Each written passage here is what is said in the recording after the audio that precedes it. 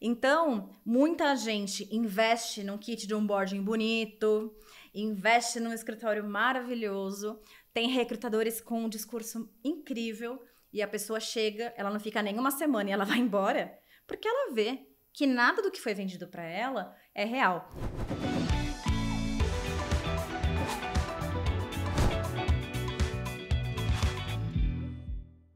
Olá, seja muito bem-vindo, muito bem-vinda a mais um episódio do People First, podcast aqui da Startse Corporate para falar sobre temas relacionados à gestão de pessoas, cultura, transformação de uma forma geral. Eu sou o Felipe Leal, sócio da Startse, head da Startse Corporate. A gente fala muito sobre olhar para o cliente, ter o cliente no centro, ter a experiência do cliente, né? Mas quem é o cliente quando a gente pensa em pessoas? Quando a gente olha para dentro da empresa, o nosso cliente é o colaborador. Então, o tema de hoje, que é extremamente importante e relevante nos dias atuais, é experiência do colaborador. E para falar sobre isso, eu tenho uma convidada muito especial, membro da nossa comunidade First Movers, que é a Nara Zarino, Head de People Experience do Zé Delivery, ou Zé. Agora você nos conta melhor essa história toda. Então, Nara, super bem-vinda, um prazer te ter aqui com a gente. Super obrigada, é um prazer estar aqui com vocês, primeira vez aqui no podcast, mas já estou virando de casa aqui na Startse, então estou muito feliz de fazer parte e vamos lá, vamos falar de experiência do colaborador. Maravilha, ótimo. E para começar, a Nara me presenteou hoje aqui com esse super livro aqui, que é, né, o título Experiência do Colaborador, na teoria e muita prática, né? Isso é importante ali, a ênfase, e que são 31 especialistas de Employee Experience, onde ela é uma das autoras do livro aqui, escreveu um dos capítulos. E eu queria começar a nossa conversa, Nara, pegando justamente o teu capítulo, né? Que eu abri o livro aqui, olhei e vi que o título, vou mostrar aqui para vocês, ó, o RH que nada sabe. Aí eu falei, bom, mas o que é isso? Então, para a gente começar a conversa, conta mais sobre o que é um RH que nada sabe. Boa. Seguinte, Leal, quando a gente olha, você falou muito da transformação como um todo, né, que é o que a gente trabalha bastante aqui na Startse. Quando a gente olha para o RH tradicional, quando eu digo tradicional, mais conservador, que acabou deixando de olhar para pessoas, mas ficou muito focado em processos, é aquele RH que tem muito do departamento pessoal, mas que não atua como uma área que olha de fato para as pessoas, que está pensando em desenvolvimento, que está pensando em como que a experiência precisa ser incrível para que aquela pessoa permaneça ali. E ainda tem muita empresa que está nesse lugar, né? E muitas vezes não é nem por conta do RH, né? Muitas vezes, quando a gente olha para o topo ali da alta liderança, eles não veem valor, eles acham, poxa, mas tem que pagar as pessoas em dia, né? Ainda enxergam muito como uma commodity, né? Enxergam muito como, são pessoas que vão fritar esses pastéis aqui, né? Que é o business as usual, e tá tudo bem, não venha bullshitar, né? Com outras questões. Mas, quando a gente olha, como você trouxe, né? Quando a gente fala de o consumidor no centro, ou seja, a gente sabe que quando a gente transforma, quando a gente vai iterando a experiência de um consumidor a partir do que a gente conhece dos hábitos dele, a partir do que a gente vai aprendendo com ele, a gente consegue transformar um negócio e cada vez mais esse negócio tende a ser perene. Mas quando a gente fala de time de pessoas, muitas vezes ainda não existe essa crítica ou a oportunidade de inovar. E quando a gente fala em inovação, muitas vezes a pessoa que está ouvindo, ela fala, inovação é criatividade. Inovação é pega um óculos de realidade virtual. Tecnologia, muito... Vamos colocar uma pessoa ali com óculos, entendeu? Pronto, resolvi, vamos check. Fazer um treinamento em VR aqui. Vamos fazer um negócio de metaverso. Metaverso. Nossa, que incrível, check. Né? Nossa, agora a gente é disruptivo. Quando, na verdade, o RH tradicional, conservador, aquele RH lá do começo, quando a gente olha de como começou o RH, que era um RH muito mais processual, muito mais ligado à relação de empregador e empregado, muito mais um intermediador entre sindicato e empresa. Foi assim que começou o RH, né? Ele tá fazendo o quê? Ele tá cuidando de processo, tá cuidando de documento. É aquele RH clássico que eu brinco que as pessoas imaginam carimbos na mesa e muito papel. Mas, quando a gente olha hoje, que a gente tem um mercado super aquecido, apesar dos layoffs que a gente sabe que vem acontecendo, que foi uma bolha que acabou estourando, não só no Brasil, no mundo todo, mas quando a gente olha os profissionais que precisam ser ultra qualificados e muito adaptáveis às novas realidades, que é um profissional que é muito disputado, todo mundo quer esse perfil de profissional. Então, o que as pessoas normalmente falam?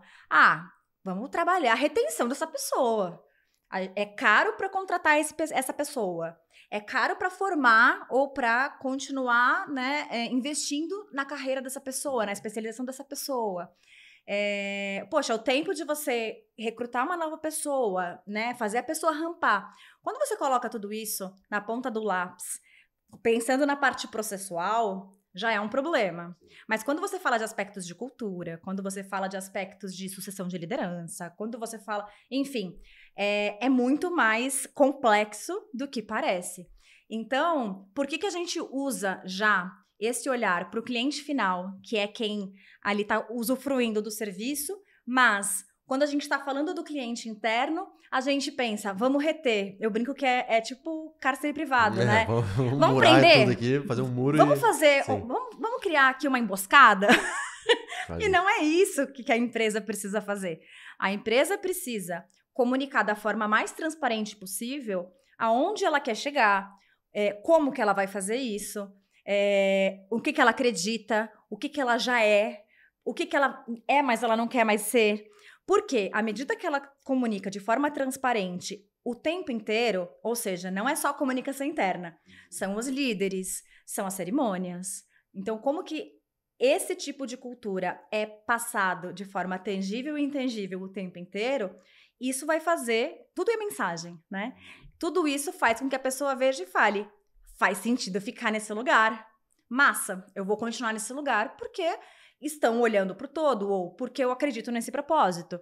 Mas é diferente do que muita gente pensa, que é brinde, que é colocar a piscina de bolinha, ou que um kit legal. Um kit legal de onboarding, ou, vamos trazer as crianças, os filhos dos funcionários, porque isso aqui é o que engaja. Baseado em quê? Né? Então, quando eu falei, né, que o RH que nada sabe, é óbvio que é uma provocação construtiva de que o RH, por muito tempo, ele sempre teve todas as respostas. Ele nunca precisou perguntar nada para ninguém. Ele sabia o que ele tinha que fazer, com qual prazo, e ele não estava preocupado em ouvir o cliente que é o consumidor, o cliente que não é o consumidor, mas que é o cliente interno, que é o colaborador. E hoje, quando a gente pensa em manter as pessoas engajadas, isso passa diretamente pela experiência do colaborador.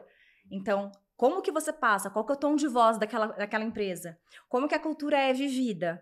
Né? Então, tudo que você olha, todos os pontos de contato da empresa com aquela pessoa estão o tempo inteiro comunicando para a pessoa e a pessoa está percebendo se ela deve ou não continuar. Porque hoje as pessoas dificilmente entram numa empresa e falam: ufa, vou me aposentar aqui. E que bom que as pessoas questionam e que as empresas também questionam, né? Não é porque aquela pessoa tá ali que necessariamente ela tá indo bem ou ela tem interesse em continuar ali. Então, eu acho que é para desmistificar, porque se o RH ousar trabalhar com uma metodologia de design, por exemplo, e ouvindo as pessoas, seja numa Pulse, seja num fórum, não importa, né, a ferramenta. O que importa é, quando a gente ouve as pessoas, cria produtos ou transforma os produtos de pessoas a partir do que elas trouxeram pra gente, elas têm certeza de que a gente tá ouvindo, a gente tem credibilidade com as pessoas, então o que a gente falar, elas vão acreditar, e mais, elas vão se sentir co-criando aqueles produtos. Então, é praticamente como, putz, eu lembro que, eu já ouvi algumas vezes isso, eu lembro que vocês mudaram tal coisa porque eu mandei tal coisa.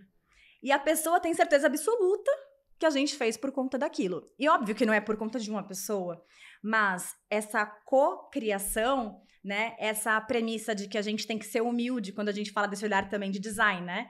Poxa, eu conheço a minha bolha, o que é bom para mim nem necessariamente é bom para os outros. Então, deixa eu entender as diferentes realidades, as diferentes personas que a gente tem numa empresa, porque não necessariamente todo mundo é dev. A gente tem desenvolvedores, a gente tem pessoas que estão em galpões, a gente tem pessoas que estão trabalhando em CX até altas horas, porque o Zé atende até altas horas e as pessoas trabalham em escala.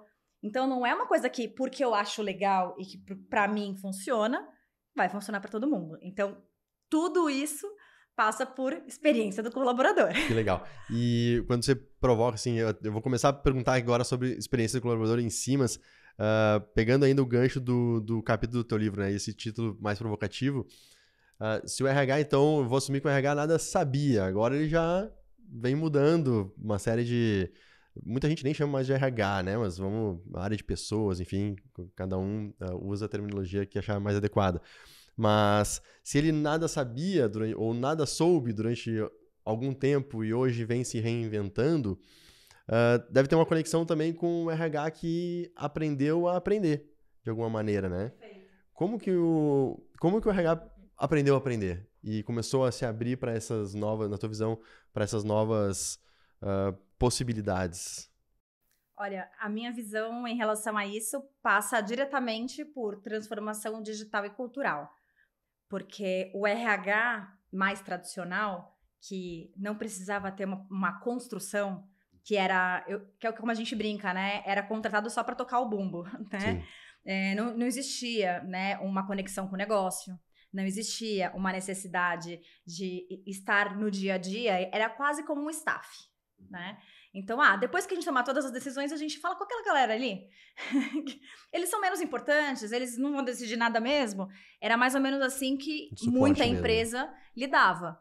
Hoje, a gente vê que, ainda bem que está mudando, porque não adianta nada a empresa ter o melhor código, a melhor tecnologia, o escritório mais bonito, quando ela tem um problema de cultura e quando ela está perdendo as principais pessoas que estavam ali, que eram necessárias para o futuro da empresa. Então, eu acredito que quando a gente passa por essa transformação de que antes existia quase que uma verdade universal, né? Até a geração anterior era assim, você precisa, ou você vai prestar concurso, ou você vai para uma multinacional. É ótimo, você tem esses dois caminhos, né? Como se fossem muitas opções. Sim. E hoje existem muitas opções, mas a mudança que está acontecendo no mundo a partir da tecnologia e dos negócios escaláveis, exponenciais, o time de RH também precisou aprender e precisou, eu acredito que precisou ser humilde de isso aqui, tudo que está acontecendo, eu não tenho a menor ideia do que é, mas, pô, eu quero aprender, eu quero fazer parte disso. Ou eu vou desmistificar, me colocar a favor de que eu quero aprender e tá tudo bem e eu vou, né, me adaptar e continuar, ou eu vou ficar para trás. Então, eu acredito que foi a partir desse momento em que muitas empresas disputando por poucos talentos específicos e altamente especializados, foi aí que começou o Brasil, tardiamente, o Brasil começou a trabalhar com employer branding mais de 10 anos depois dos Estados Unidos, da Europa. Então, foi aí que a gente começou a se tocar de que, opa, as pessoas não querem mais trabalhar a vida inteira numa empresa, então não adianta só a gente fazer o que a lei está mandando. Ou trabalhar muito tempo numa empresa que elas eventualmente não gostem de estar lá, mas acabam ficando por necessidade ou por qualquer outro motivo, e aí surgem alternativas, né? A boa e velha concorrência, né?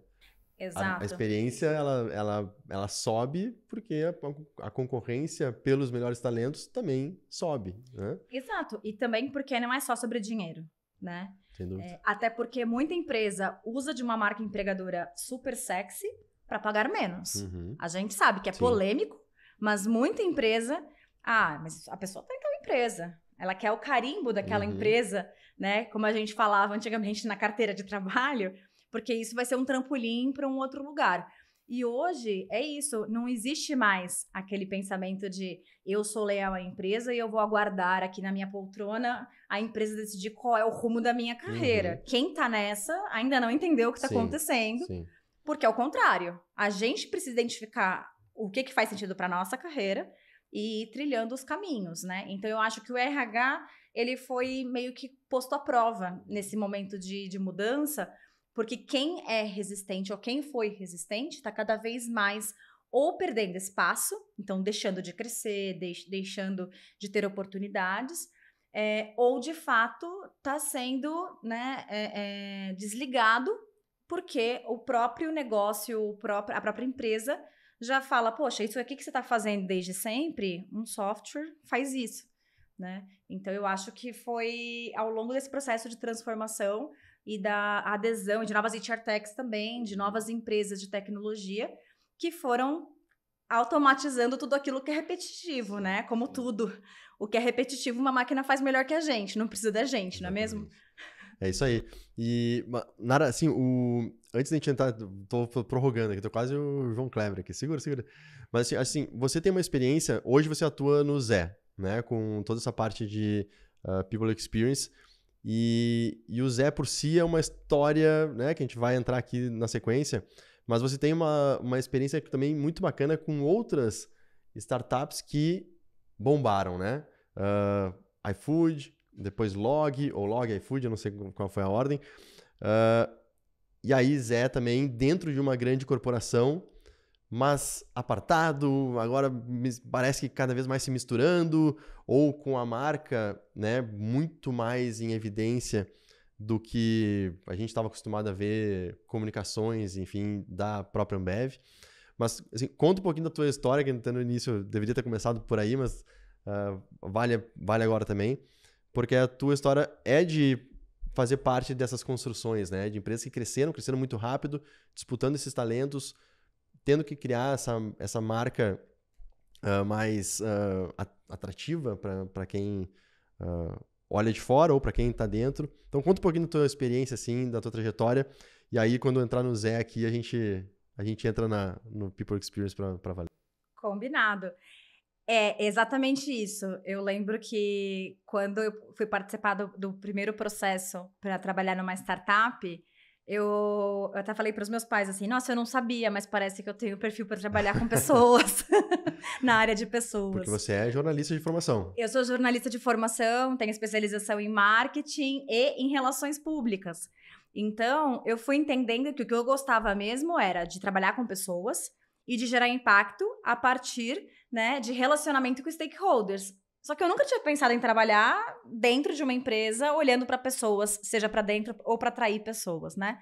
Então, eu comecei no iFood em janeiro de 2017. Então, em outubro, mais ou menos, de 2016, foi quando falaram para mim, você tem ideia do que é Employer Branding? Porque ninguém falava em Employer Branding, enfim, no fim de 2016. Fato. Tudo era em inglês, não existia nada aqui. Hoje em dia já tem livros, né? Já existem...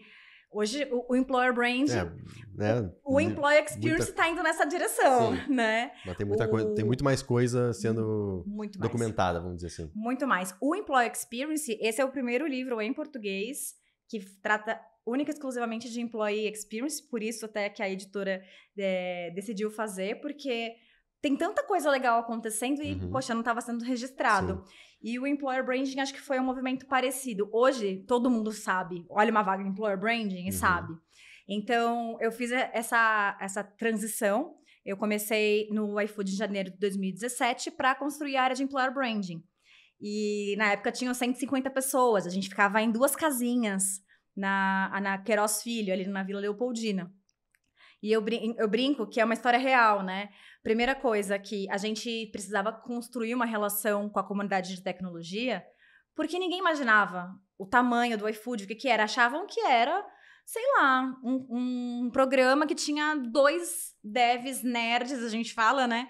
Cuidando de tudo. E ele fazia tudo sozinho, o aplicativo, né? Na cabeça das pessoas. E aí eu lembro que eu fui para um dos eventos com vários heads, gerentes, para poder falar de igual para igual com as pessoas, para tentar... a gente sabe também que a galera de tecnologia gosta muito de trabalhar com pessoas inspiradoras.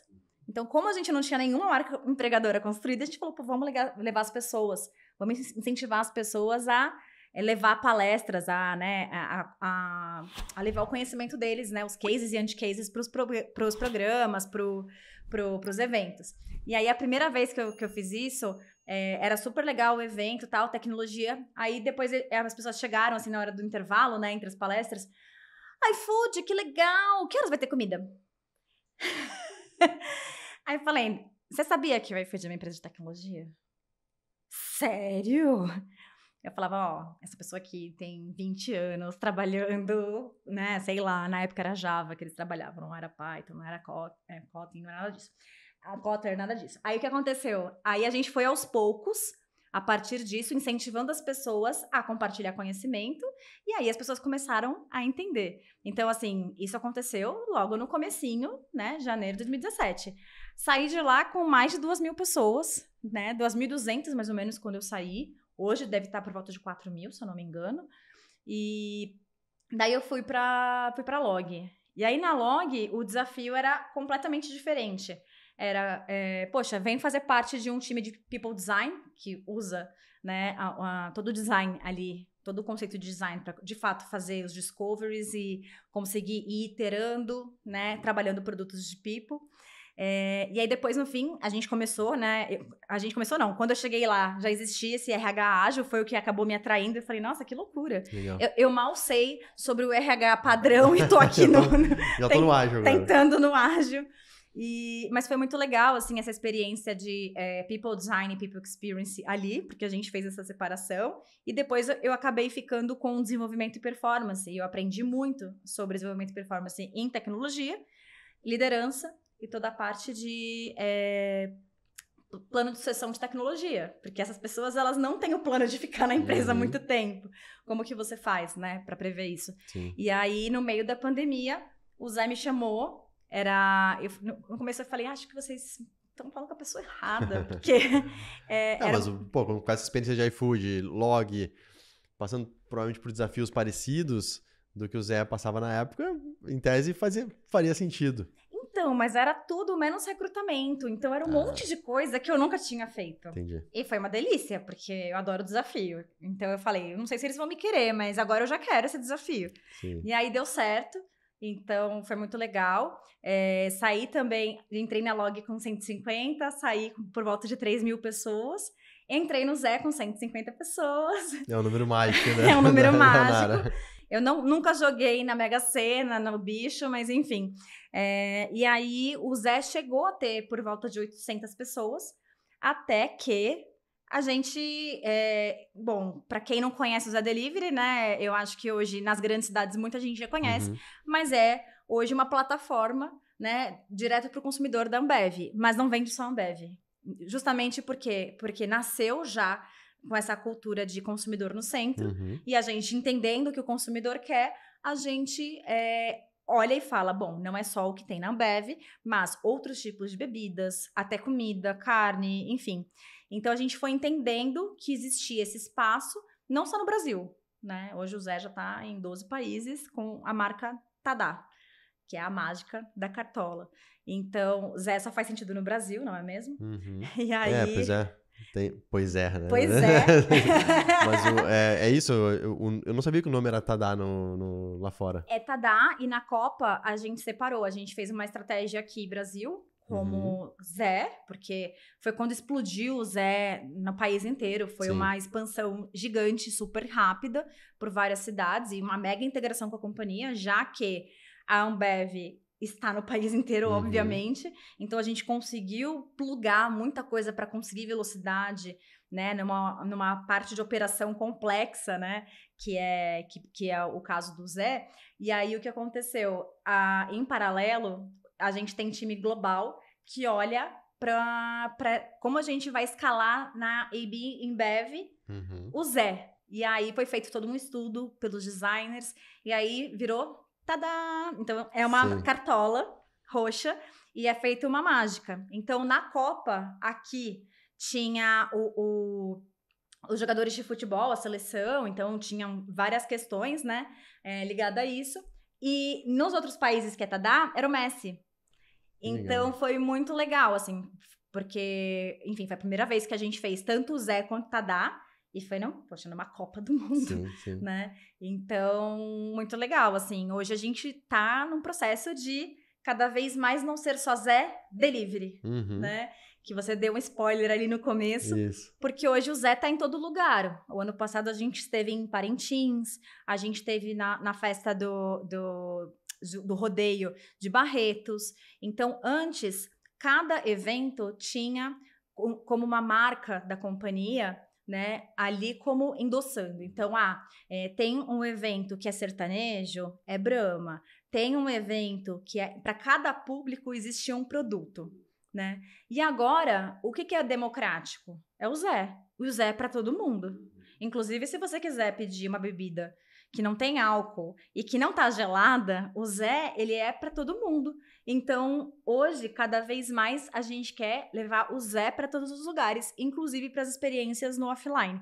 Já estamos rodando vários pilotos também, e agora já tem uma geladeira do Zé, que é para os condomínios. A gente brinca que é para cortar o caminho. Ninguém quer esperar o entregador num Já deixa condomínio, ali. já tá ali.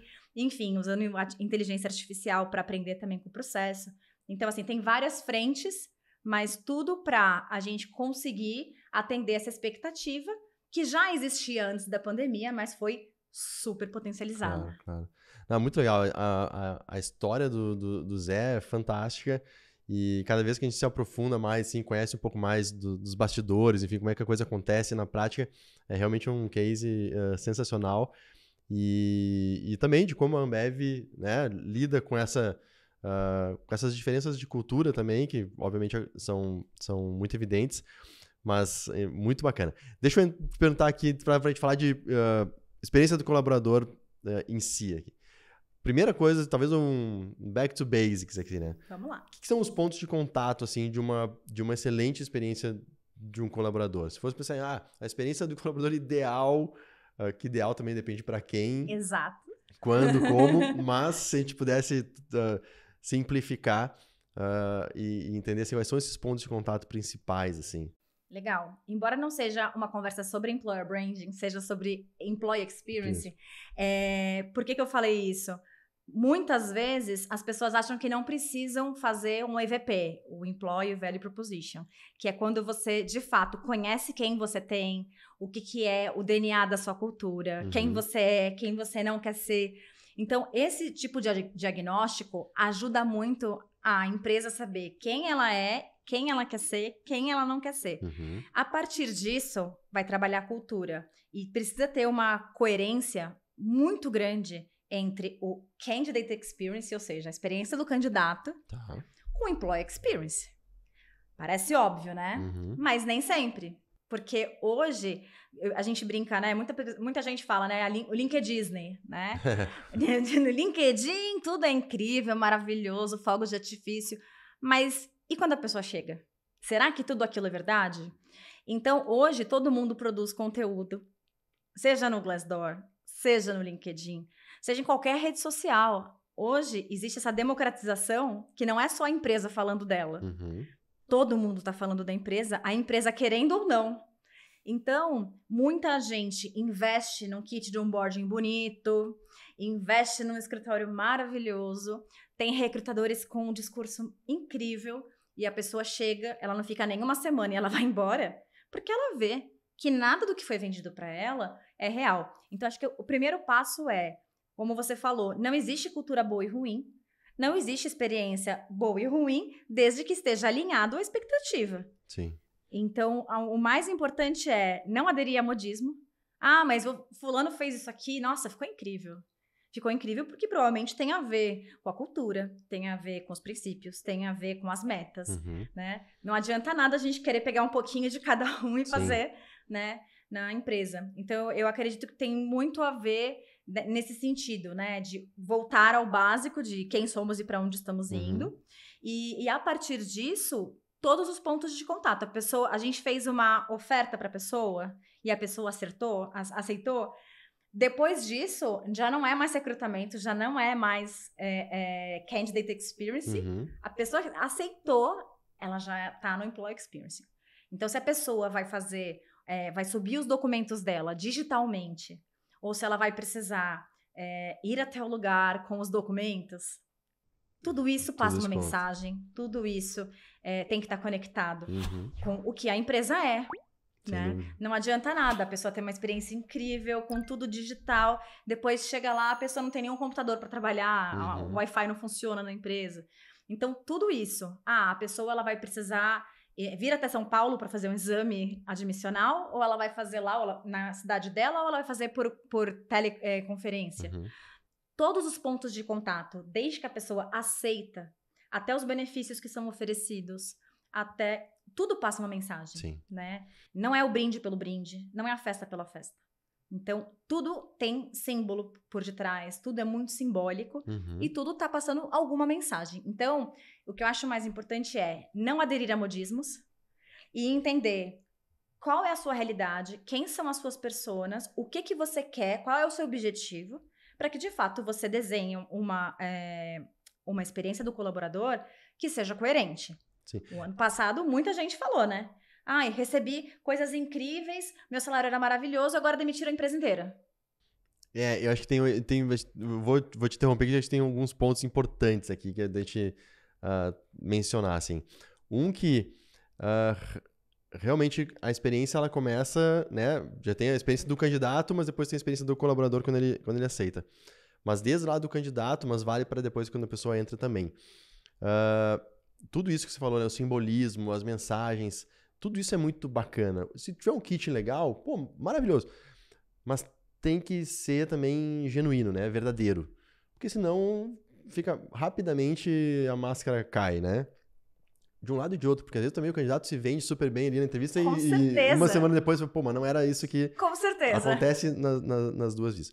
E tem um outro ponto que eu acho que é legal de mencionar, que você falou, pô, a gente tá passando por um período de layoffs, né?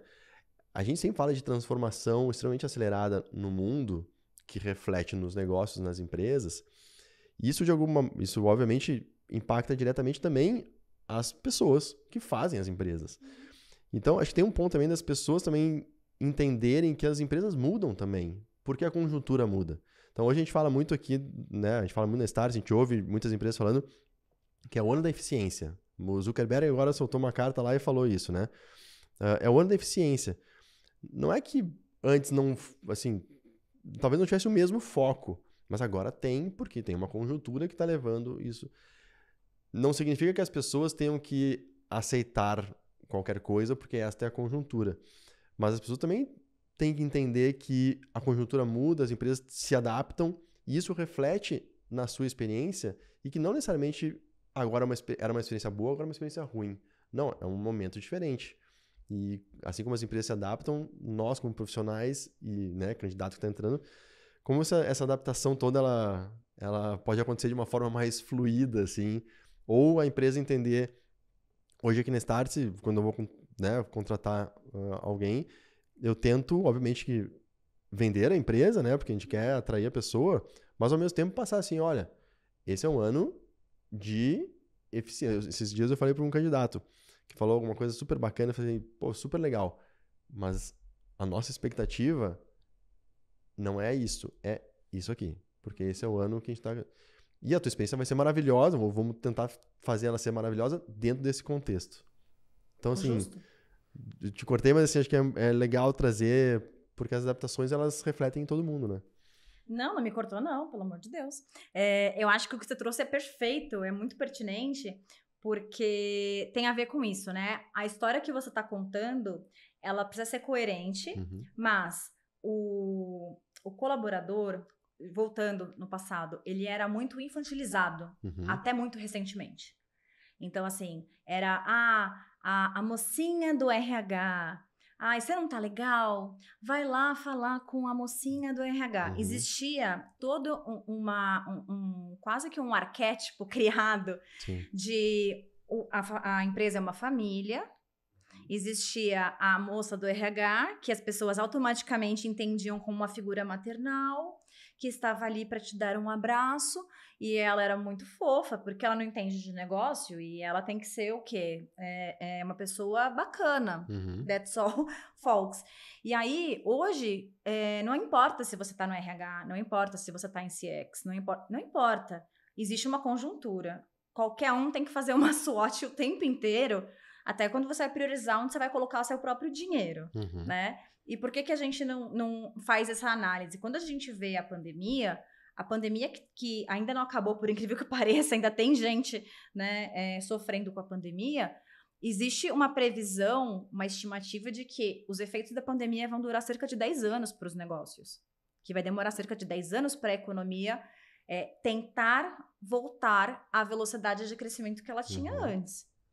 Não adianta o colaborador falar, mas antes tinha isso, agora não tem mais, né? Porque é o que você falou, ele tá dentro de a empresa está dentro de um contexto, ele também, né? Mas também cabe à empresa tratar adulto como adulto, né? Então, não vamos falar, porque senão eles não vão gostar. Gente, é o seguinte, daqui pra frente mudou, essa é a regra do jogo nova. Antes era assim, agora vai ser assado. Beleza? Se a pessoa perceber que pra ela não é beleza, ela vai sair e tá tudo bem. Tudo bem. Né? O que não dá é pra pessoa se sentir enganada. Você vendeu uma coisa pra mim, agora é completamente diferente e você nem me contou isso. Você tava querendo me enganar? Sim. Eu percebi, eu sou inteligente. Então, eu acho que essa sensação de ser enganado, enganada, é a pior de todas. É óbvio que a gente nunca vai cascatear tudo, nunca vai ser 100% transparente, mas quando a gente fala de todos os pontos de comunicação, que aí passa pelo Employee Experience, até pela decisão de qual é o benefício ou qual é o auxílio, né, que você vai dar, ou como que você vai fazer os treinamentos, né, ou como que você vai reconhecer as pessoas. Tudo isso é mensagem. Se a meta é coletiva, a mensagem é uma. Se a meta é individual, é completamente diferente. Então, a gente aqui quer colaboração. Só que só apenas 10% do L superior, do Nine Box, vai ter a melhor bônus da empresa. Tá, então você não quer trabalhar colaboração. Porque as suas políticas e os seus programas e todas as iniciativas que você tem não estão trabalhando para isso. E cabe ao RH trazer essa provocação, né? Legal, muito bacana. Mas eu te interrompi ali, você está falando dos pontos de contato, né? O que mais que tem nessa trajetória para uma excelente experiência do colaborador? Eu acredito que tem muitos pontos de contato que são importantes, mas eu queria aproveitar para trazer um que até conversei outro dia aqui na Start sobre isso. As pessoas, elas acham que é tudo igual, né? Então tem uma área de remuneração, tem uma área de benefícios. É só dar o check em tudo, a gente coloca o nome bonito de People Experience, pronto. Mas quando você vai ouvindo as pessoas e você vai identificando, e óbvio, você tem a intenção de inovar, você tem a intenção de co-criar com as pessoas, é incrível. Às vezes não é o foco da empresa naquele momento, e tá tudo bem também. Mas, vou dar um exemplo, né? As empresas estão num ano de eficiência. Mas reconhecimento não deveria ser apenas dinheiro ou cargo. Como que essa empresa e essa cultura vão trabalhar reconhecimento? Isso passa diretamente por experiência do colaborador, né? Então, é um reconhecimento público? Você vai fazer um evento e vai reconhecer as pessoas? Ou o time? É uma viagem? É um curso? É uma imersão da Startse? Então, pode ser. Como que você faz para reconhecer a pessoa de uma forma que caiba dentro do seu P&L? Porque, obviamente, a empresa precisa dar lucro, então você não pode, né, acabar com todo o dinheiro que você tinha previsto, mas se a gente sabe que a motivação ela é de dentro para fora, mas que a experiência que a pessoa tem impacta diretamente na decisão se ela vai ficar ou não na empresa, existem pontos de contato específicos. Se a sua liderança, tudo que você quer ser como empresa não condiz com como a liderança está atuando, não adianta. Você pode ter o melhor kit de onboarding, você pode ter tudo muito bonito, né? Uma roupagem muito bonita, mas como você falou, a máscara cai. Sem dúvida. E deixa eu te perguntar uma outra coisa que acho que a gente discute muito. Eu já vi o Cristiano Cru aqui da Start, ele fala muito sobre isso. Um dos autores do livro Organizações Infinitas, que tem um pilar que é justamente cultura de transformação contínua e inclusiva. Assim, exatamente está escrito assim. E um dos um dos códigos desse pilar é justamente essa questão da experiência. E ele aborda de uma maneira que eu acho muito bacana, eu queria trazer, ouvir o teu olhar sobre isso. A gente fala de novo, eu vou reconectar lá com o que a gente falou no início, da experiência do cliente, né? E a gente vê que hoje as empresas estão cada vez mais buscando a personalização dessa experiência. Então, a Nara e o Leal podem ter perfis parecidos por qualquer recorte que se dê, e a gente, em tese, faz parte de um mesmo grupo que vai ter experiências parecidas. Mas a Nara é a Nara e o Leal é o Leal. E todo mundo é todo mundo. Então, assim, como criar essa experiência de cada um dos clientes literalmente individual? Agora eu traduzo isso para a experiência do colaborador. Por políticas, né, de remuneração, do que for. As pessoas não têm necessidades clusterizadas, né? Elas têm necessidades individuais. Uhum. Como fazer isso, né? Porque a gente pensa muito em escala, né? Fazer a coisa mais ou menos da mesma forma para muita gente. Sim. Mas as pessoas querem uma experiência única para elas. Como que a gente desata esse nó? Ótimo. Acho que tem várias formas de fazer isso. Uma delas, que as empresas, principalmente de tecnologia e startup, estão liderando esse processo, que eu acho que assim, é um antes e depois, sabe? Antes e depois, em relação à administração, à liderança como um todo, que no passado, até um passado recente, quem não queria fazer gestão de pessoas estava fadado a nunca mais ter uma promoção na vida. Então, muita gente que não queria, que não gostava, que não tinha habilidade e não queria se desenvolver para ser gestor ou gestora, estava ali porque sabia que o salário ia ser maior, melhor, de repente ia ter visibilidade maior. Então, eram incentivos errados para pessoas que não tinham aquele perfil, não queriam, mas elas não tinham opção.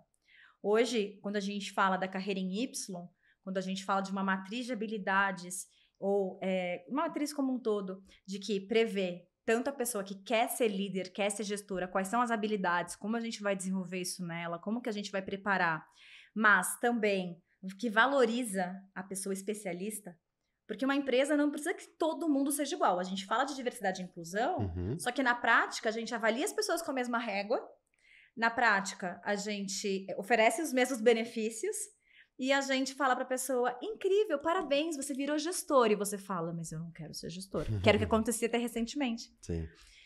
Antes, a carreira da pessoa estava nas mãos da empresa. A empresa falava, parabéns, a partir de amanhã você está indo pra Bolívia. E você falava, opa, estou fazendo as malas. Ninguém perguntava. Nada contra a Bolívia, né? Mas é maravilhoso. Mas assim, ninguém questionou assim, pô, tá afim de ir pra fora? É isso. Tá, pra fora onde? Bolívia, qualquer outro lugar. Antes é assim, eu sei que você quer crescer, porque é óbvio que todo mundo quer crescer. E eu sei, e você sabe que pra você crescer, você tem que ser, sei lá, diretor, você tem que ser... Abriu na Bolívia e você vai, beleza? Antes não existia um diálogo, não existia uma interação, porque não importava. Sim. Basicamente o que o colaborador queria. Hoje não. E se não topasse... Ah, que pena. Tá marcado, né? Que pena. Depois não reclama que você, né, não teve oportunidade. Exato. Então, hoje não. Hoje vamos fazer uma conversa? Desde que a pessoa entra, a gente pergunta, você tem intenção de liderar pessoas ou não? Não. Mas como líder técnico, você tem vontade? Putz, isso eu tenho. Eu gosto de mentorar, mas eu não quero ser gestor, gestora. Massa. Mas isso pode mudar. Então, de tempos em tempos, e aí, tá tudo bem? É isso que você quer? A gente pergunta para as pessoas o tempo inteiro o que elas querem e a partir disso a gente oferece opções. E não só em uma única carreira. Porque cada vez mais as carreiras, antigamente era, você fez uma faculdade, então você vai seguir essa trilha o resto da vida.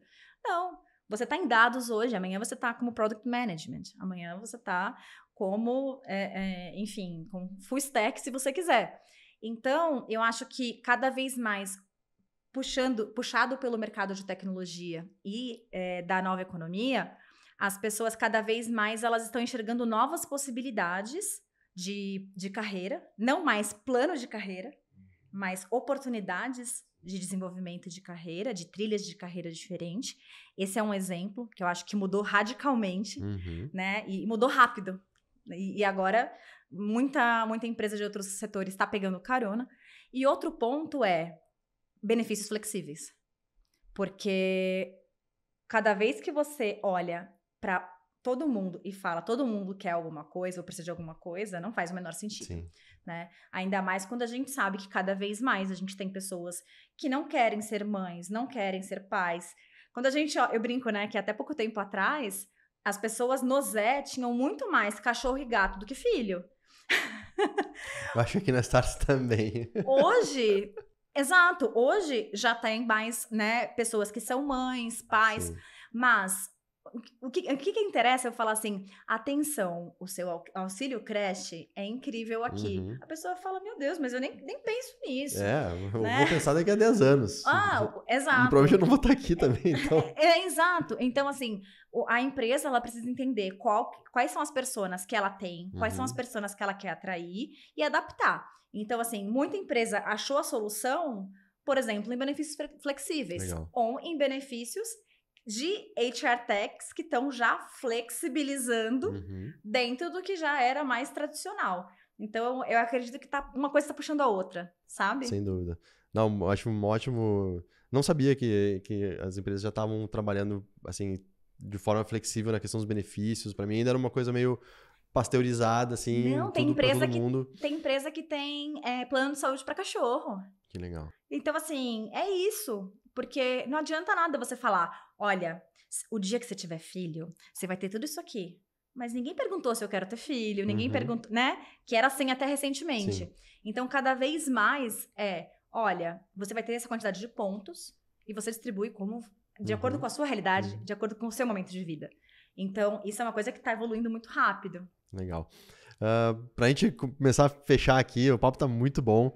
Dá pra gente ficar horas aqui falando sobre o tema. Dá pra, assim, ler o livro e depois fazer uma nova edição. Ou quem sabe fazer, a gente traz alguns autores do livro, aqui a gente faz uma mesa redonda. Ai, adoro! Ia ser bem legal.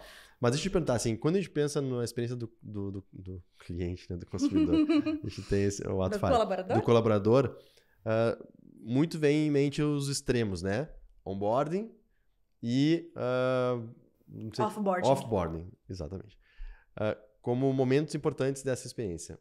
Ou seja, porque está entrando, obviamente, né? A gente quer criar um impacto positivo, quer que a pessoa já entre conhecendo o melhor possível do ambiente onde ela vai atuar, mas também quando ela está de saída, que isso seja uma experiência boa para os dois lados, né? Não sei se não, em tese pode ser boa, né? Mas muitas vezes não é, porque não é uma decisão unilateral da empresa, ou porque às vezes a pessoa decide sair, a empresa não queria perder aquela pessoa e não consegue reter, né? Não consegue fazer com que ela mude de ideia. Mas o que eu queria te perguntar, assim, o que você vê hoje no mercado, para não falar da experiência específica de vocês no Zé, mas que você vê das empresas, assim, quem hoje faz são boas referências para esses dois extremos na tua avaliação? Ou, se não quiser mencionar nomes, o que essas empresas fazem para tornar esses momentos, não sei qual é o melhor termo. Cuidadosos. Cuidadosos, pode ser. Eu acredito que a parte do onboarding, ela já está algo mais dentro do business as usual. Então, as pessoas entendem que é um momento importante, entendem que vai ajudar a pessoa a rampar mais rápido e etc e tal. Então, normalmente é o time de desenvolvimento e performance que acaba até liderando. Isso hoje, nossa, tem vários cases bem legais no mercado, desde presencial, até híbrido, até full remoto, até a pessoa faz no tempo que ela quiser. Ela tem tanto tempo para ela assistir os vídeos, para ela interagir, para ela responder coisas. E depende muito do público. Tem público que prefere interagir pessoalmente, tem público que prefere ter o tempo que quer para assistir, enfim. Eu acho que é mais, entre aspas, fácil, porque é a parte positiva. Sim. É a parte de, a pessoa tá comprada, a gente já vendeu para a pessoa o sonho e ela tá aqui dentro. Agora é garantir que ela não vai ter um susto e pedir demissão no fim do onboarding, né? Pior que a gente vê de tudo, né? Não, mas pode acontecer. Imagina. Né? Então, eu acho que é entre aspas, mas... Porque essas máscaras que a gente falou antes, elas podem cair no próprio onboarding, né? Às vezes é tão latente a distância de uma promessa para a realidade que ela parece rápido demais, né? Super. Uma vez, não vou mencionar com que lugar que aconteceu isso, mas uma vez uma pessoa entrou, fez o onboarding, chegou, acho que no último dia do onboarding, que foi a fala de diversidade e inclusão, a pessoa falou... ela mandou uma mensagem pro time de pessoas falando: aqui é uma ditadura da diversidade e eu não concordo, estou pedindo demissão. E aí a gente falou: a gente errou na contratação, porque em tudo que a gente faz, a gente está se posicionando assim. E se essa pessoa veio para cá, a gente entendeu que fazia sentido, e ela tá aqui e precisou passar pelo onboarding para ela chegar a essa conclusão, então a gente errou, né? Então, ou seja, isso não é tão raro de acontecer. Então, às vezes a gente tá no automático e não percebe. E não pode passar esse tipo de coisa, porque é ruim para todo mundo. Claro.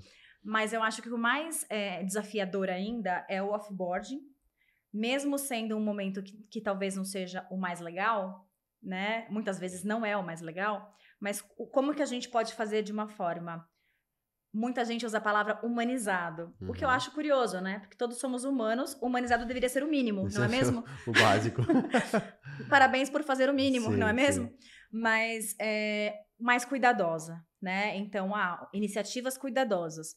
Poxa, essa pessoa, ela vai ter todo um feedback por tanto tempo, ela vai saber que se não der certo plano de reversão, pode ser que ela seja desligada. Então, ela vai ser desligada, mas não vai ser uma surpresa, porque é desrespeitoso uma pessoa que estava indo super bem, uma estrela, de repente, da noite para o dia, é desligada. Então, existem uma série de ações que o time de Employee Experience, junto com o time de People como um todo, inclusive com a parte de People Ops, né, que é a parte mais burocrata, né, mas todo mundo tem como pensar, deixa eu me colocar no lugar dessa pessoa. Essa pessoa, ela acabou de receber a notícia. É o dia da gente falar de homologação? Claro que não. É o dia da gente fazer alguma coisa? De fazer uma entrevista? Né? Não. Entrevista de desligamento. Então, tudo. O timing que é feito. Quem faz. Vamos colocar o gestor ou a gestora para fazer? É claro que não. Né? No nosso caso, no Zé, quem sempre fez a entrevista de desligamento foi sempre a HRBP. Eu falo porque só temos mulheres no momento. E assim, a gente avalia tantas coisas importantes, e pra gente era uma surpresa muito boa saber que mesmo pessoas que estavam em desligamento voluntário, ou seja, que entendiam que não fazia mais sentido estar no Zé, a gente perguntava de 0 a 10, o quanto você recomenda o Zé como um lugar bom para se trabalhar. E assim, mais de 90% dava nota 9, um pouquinho mais, como, sim, óbvio, eu vou continuar indicando pessoas para o Zé, e eu tenho uma ótima, né, eu tive sempre uma ótima experiência no Zé. Então, pra gente, o mais importante sempre foi entender que fez sentido a jornada, independentemente de quando ela termina. Muita gente fala, né, você não tem medo, né, de turnover, você não tem medo das pessoas pedirem demissão? E eu sempre falo, eu tenho medo de suicídio. Outra coisa, não tem que ter medo, é do jogo. As pessoas, elas têm...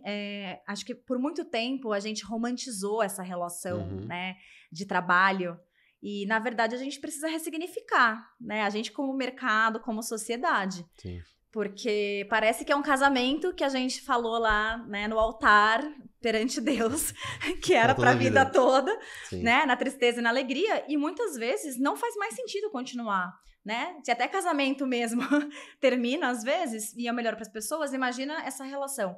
Então eu acho que ainda existe um caminho bem interessante de como que a gente pode, de fato, encerrar de uma maneira respeitosa. Por que não fazer um programa de alumni? Eu não sei se ainda tem, Acreditas tinha um programa de alumni que era muito legal.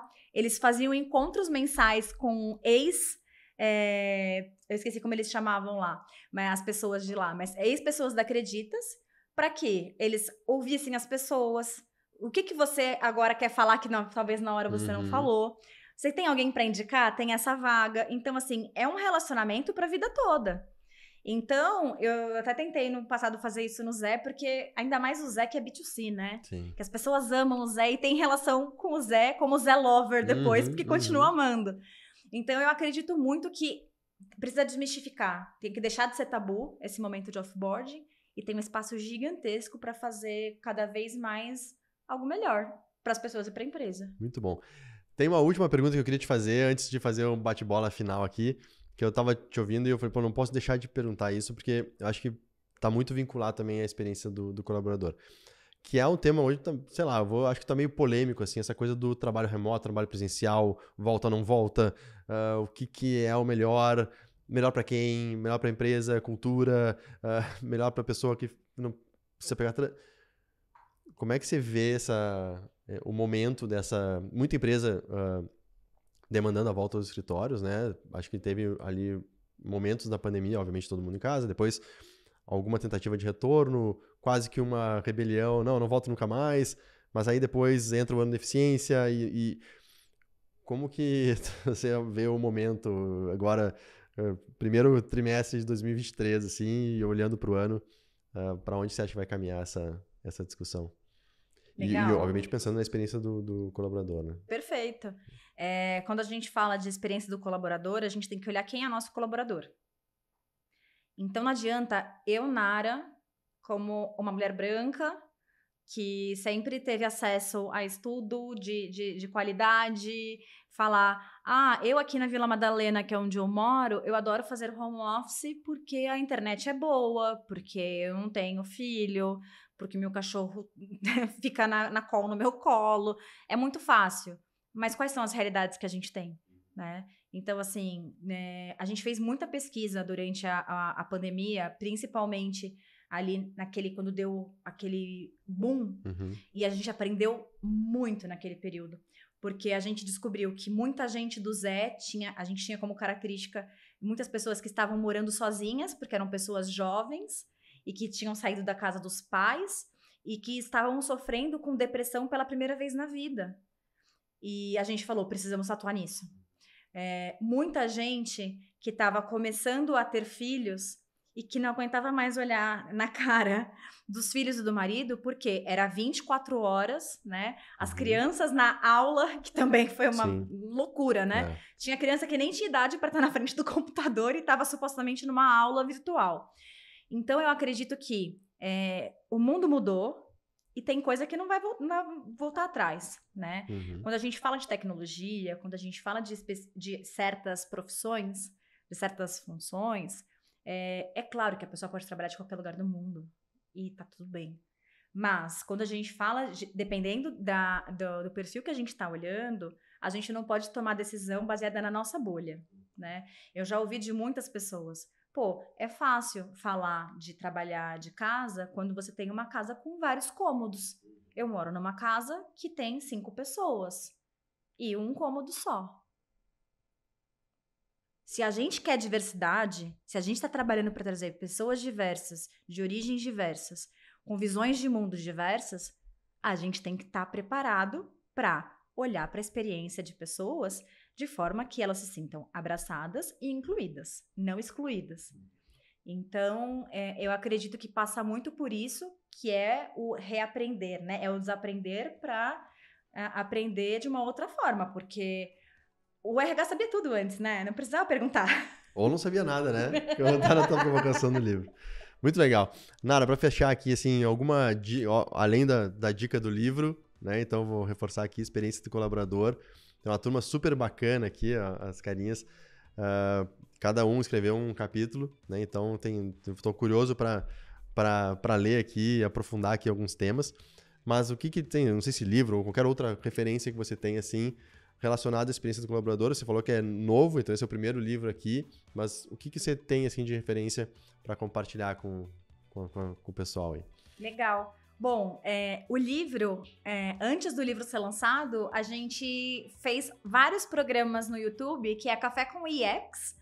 Então, quem quiser, coloca lá Café com IX no YouTube, vai encontrar. Então, cada encontro são cerca de 2 ou 3 autores batendo papo e trocando sobre Employee Experience. Então, eu acho que pode ser uma dica legal. E outra coisa hoje o Brasil ainda tem pouco material em português, mas existem livros, inclusive online em PDF, sobre Employee Experience. Então, eu acho que a gente tem um desafio de testar, compartilhar o que a gente está fazendo, para que todo mundo que está aqui cada vez mais aprenda, porque a gente todo dia está errando, todo dia Sem dúvida. batendo cabeça. A gente não tem que falar só dos cases, não. Acho que os anti-cases cada vez mais ensinam a gente o que a gente deve fazer e principalmente o que a gente não deve fazer. Muito bom. Nara, super obrigado, adorei a conversa. Eu adorei, aprendi obrigada. bastante e acho que tem campo pra gente fazer outras vezes. Acho que essa fica já aqui o convite pra gente trazer. Você escolhe aqui o pessoal pra gente fazer uma mesa redonda aqui, 3, 4 pessoas debatendo o tema também, compartilhando outras experiências, outras perspectivas. Acho que vai ser muito legal, então super obrigado por ter participado aqui com a gente. Eu que agradeço, mega prazer. Quem quiser saber mais do livro, www.livroiex.com.br. Obrigada. Feita a dica. E é isso aí, pessoal. Então, para todos vocês também, muito obrigado por acompanharem mais esse episódio do People First. Curte aqui o episódio, compartilha com quem você acha que vai ter interesse nesse tema e nos temas que a gente aborda aqui no People First. E a gente se vê no próximo episódio. Então, valeu e até mais. Tchau, tchau.